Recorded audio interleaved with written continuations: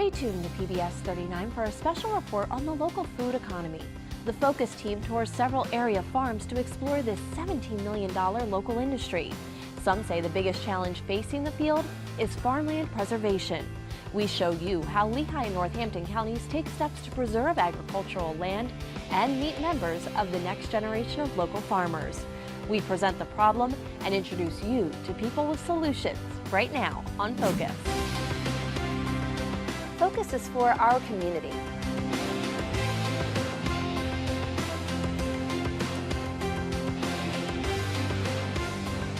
Focus showcases the people, The places, and the issues that matter to you.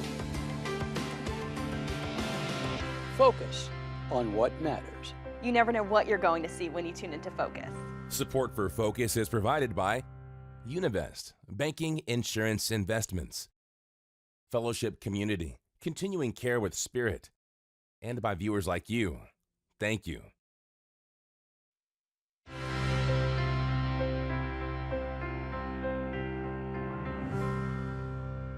Thanks for joining us for this Focus special report. I'm Laura McHugh.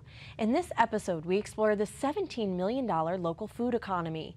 We begin starting with farmland preservation. A recent assessment of the local food economy by Buy Fresh by local Greater Lehigh Valley found the field's greatest challenge is the loss of farmland. Since 1930, the Valley has lost 80% of its farms and 50% of its farmland. Here with a look at efforts to preserve the farms that remain is Focus reporter Grover Silcox. Thanks, Laura. In the early 1990s, Lehigh and Northampton counties took measures to preserve farmland by creating programs which incentivize farmers to preserve their land for agriculture in perpetuity. The county's agreements with local farmers preserve their farms even if the land transfers to new owners in the future. I toured 2 local farms that have preserved their acres of agricultural land for future generations.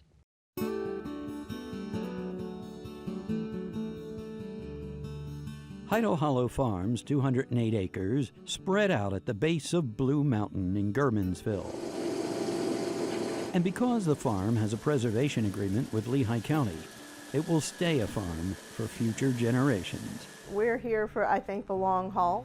The Fink family has owned Heido Hollow since 1894.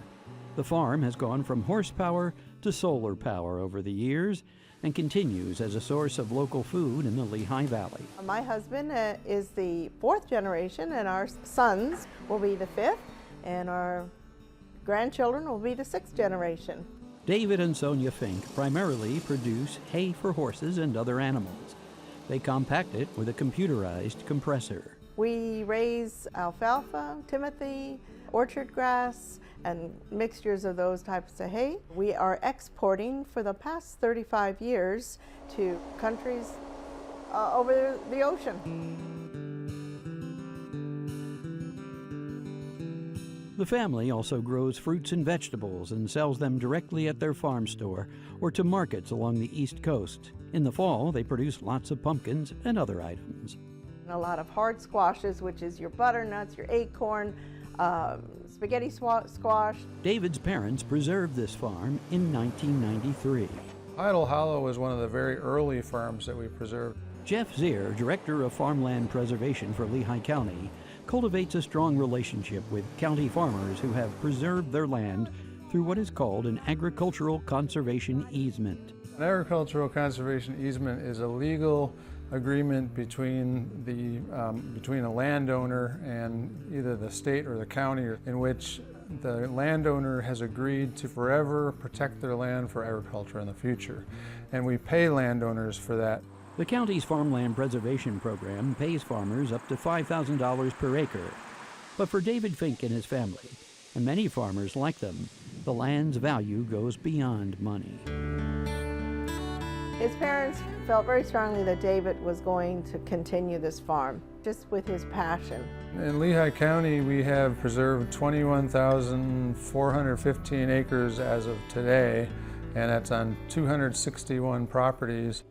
According to Zier, the Lehigh Valley Planning Commission hopes to preserve 25% of the valley's total area for agriculture. In Lehigh County, that would mean we'd try to preserve 55,000 acres. So we have a long way to go to reach that goal. Lehigh County has 42 farms on the waiting list with 2,000 acres for preservation. Northampton County also has an active farmland preservation program with 159 farms totaling 14,421 acres preserved. And we have approximately 16 farms in the queue that we're working on right now. On this day, Maria Benzoni, Farmland Preservation Administrator for Northampton County, visits with Bill Rowe, owner of Bechtoltz Orchards in Hellertown. Bill preserved 64 acres with the county in 2013. The farm was picked up as one of the top farms in our ranking that year. The Farmland Preservation Board ranks a farm first and foremost by the quality of its soil. The most important asset the farmer has is his soil. So we want to make sure that that farmer has his greatest asset to be able to produce off of. The board also assesses farmland potential, its development potential, and how contiguous it is to other preserved farmland. I grow apples, pears, plums, peaches, nectarines, apricots, and then I grow some vegetables too, about 5 acres of vegetables. Right now it's apple season, and Bechtoltz Orchard is brimming with 18 different varieties. My one cold storage holds 9,000 bushel, that's full. This year happened to be an exceptional crop for Pennsylvania. Bechtoltz has been in Bill's family since 1947. Bill operates the orchard with his 2 sons and their families. They sell 50% of their fruits and vegetables in their on-site retail store. I supply farm markets and a few other wholesalers in that area. According to Benzoni, local farms also provide environmental benefits. By protecting these farms, we're protecting clean air, clean water, a clean environment. Bill Rowe preserved his farm for personal reasons. Could have sold the farm for development and made more, but what would I do with myself too? You know, you got to keep going. You got to keep going, and the boys are interested in it, so that's what we went for. Once it's in, it's in. You got to stay in. That pretty much sums up what's at the heart of farmland preservation. Got to keep going and stay in. For now and generations to come. For Focus, I'm Grover Silcox reporting. Thank you, Grover. Another issue facing the local food economy is access to affordable, healthy, high-quality options. The U.S. Department of Agriculture classifies 8 Lehigh Valley locations as food deserts, areas where at least a third of residents live 1 mile or more from a grocery store. Most of them are in urban areas, including downtown Allentown, where our guests from the Rodale Institute have created a program to address this issue.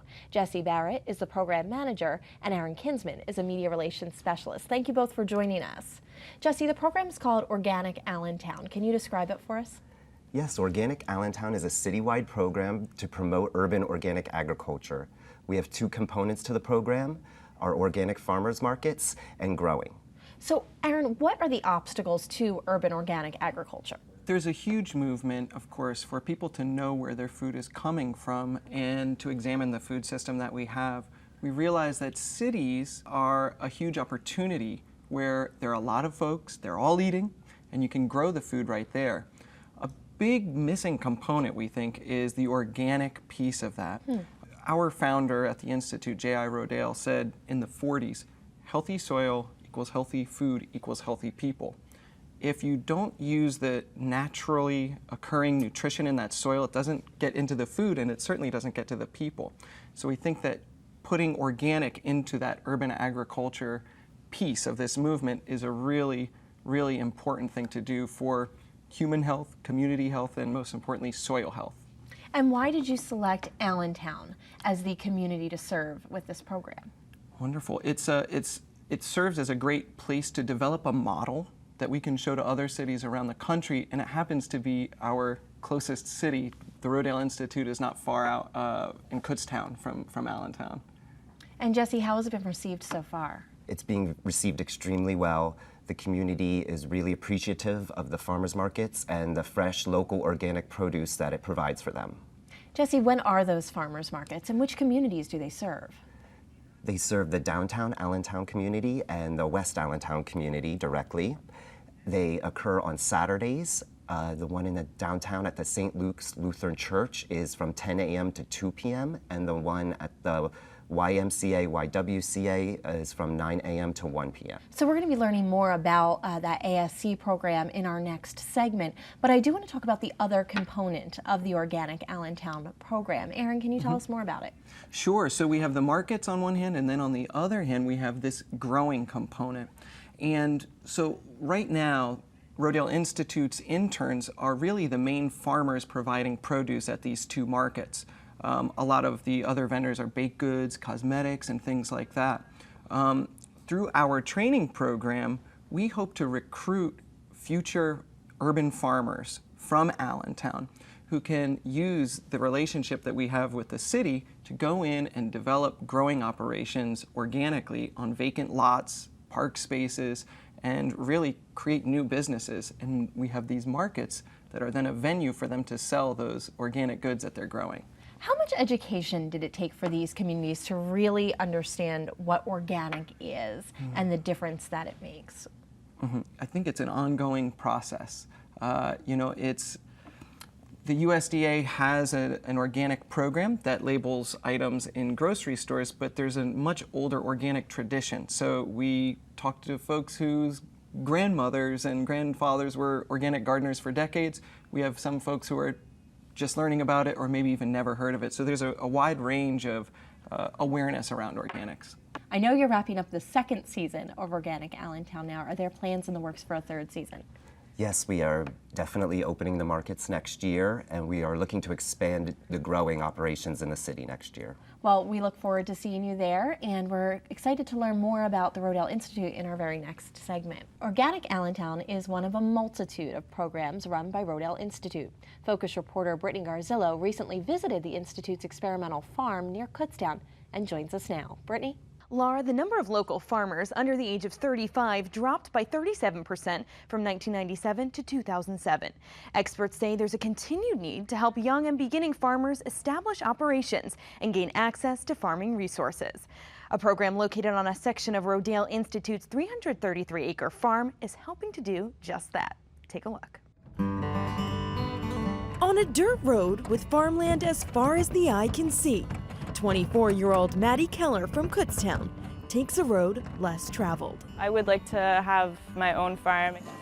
In addition to working on her parents' 4-acre farm in Kutztown. Today I got up at 6. I had to feed the animals at home and then come here. Maddie is an intern at Rodale Institute's Agriculture Supported Communities program in Kutztown, also known as ASC. Our goal is to make fresh, locally grown, organic food accessible to more people of diverse economic backgrounds. Cynthia James is the program's manager. She oversees intern farmers like Maddie, who spend roughly 40 to 50 hours a week for 8 months, harvesting, weighing, and distributing fresh organic produce like this kale to 150 families in the Farm Share program. And in the process, we're also training new farmers, both in how to be organic through organic practices, as well as through training them in business plans. With help from Lehigh University in Bethlehem, 21-year-old intern farmer Ellie DeVito, who traveled all the way from Youngstown, Ohio to be part of the program, works on her business plan in hopes of cultivating her newfound knowledge back at home. I want to turn my farm into organic and bring a CSA, so community supported agriculture, but through deliveries. There's a huge need for new farmers and for this inspiration for young farmers. A need reflected in an assessment report on the Lehigh Valley local food economy by Buy Fresh, Buy Local Greater Lehigh Valley, which indicates that the average age of Lehigh Valley farmers continues to rise. As of the 2007 census, the average age of farmers in the Lehigh Valley was 57.4 years old, up 1.7 years since 1997. If you look at the age of farm population across the country, it's slowly approaching 60. A few years ago it was 58, now it's 59 in a few months, and soon it'll be 60. And what that's telling us is it's the same people out there farming and farming and farming.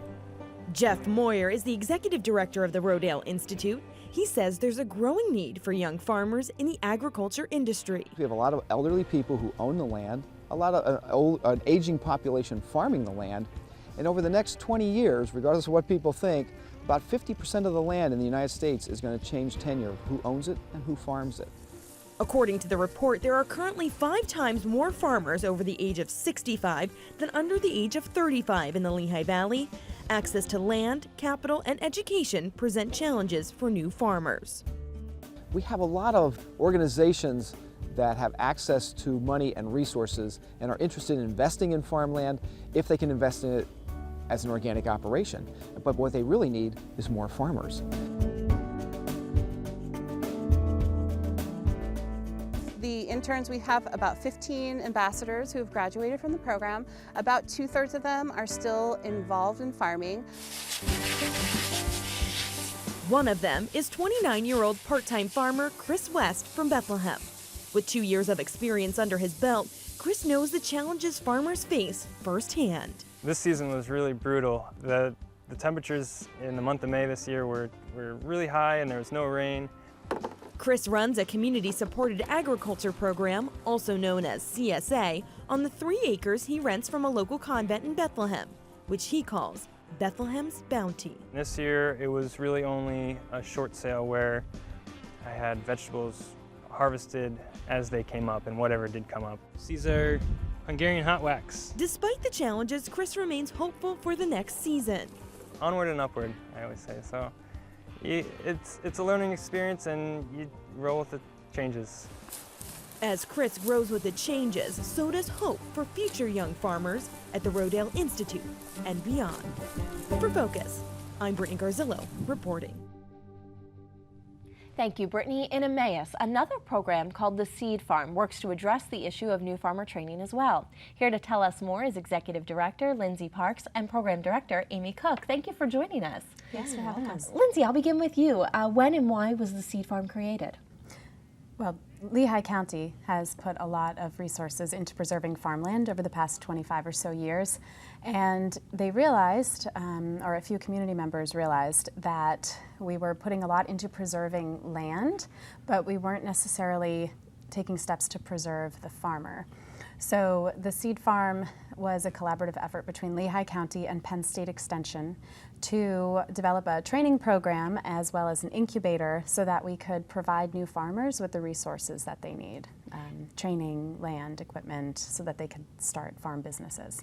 And Amy, I really appreciate that you took a break from the field today. You're actually directing those programs, so tell me about how it actually works. So, well, our 2 main programs are our New Farmer Training Program and the Incubator. The New Farmer Training Program is a kind of apprenticeship program, so people who have very little or even no commercial farming experience can come to our program for about 8 to 9 months and learn all of the things that they need to know in order to successfully run an organic vegetable operation. Folks who successfully graduate from that program, as well as other qualified farmers who have learned farming in other places, can apply for our incubator program, which is a very kind of unique thing. There's not a lot of incubators out there at this point, but it allows people to rent land, tractor time, and a variety of resources so that they can actually get their own farm businesses up and running. What kind of time commitment are the apprentices putting in over those 8 to 9 months? So they're putting in about 16 hours a week right at the farm. Some of that time is devoted to sort of sit-down classroom style activities, but the majority of that time is out in the field learning on the job. A huge variety of different skills, everything from safe tractor operation to how to actually market crops after they've been harvested. Another important part of our program is our partnership with Penn State Extension. And through Penn State, we are able to offer more formalized classroom training. So there is a class, it's called Exploring the Small Farm Dream. Exploring the Small Farm Dream is a class that allows people to think about a lot of aspects of farming that they wouldn't necessarily think about just on their own, such as what's the mentality that's needed to be a successful farmer? What are the resources that you need to be able to pick up from? A very popular and important class through Penn State is the Introduction to Organic Vegetable Production.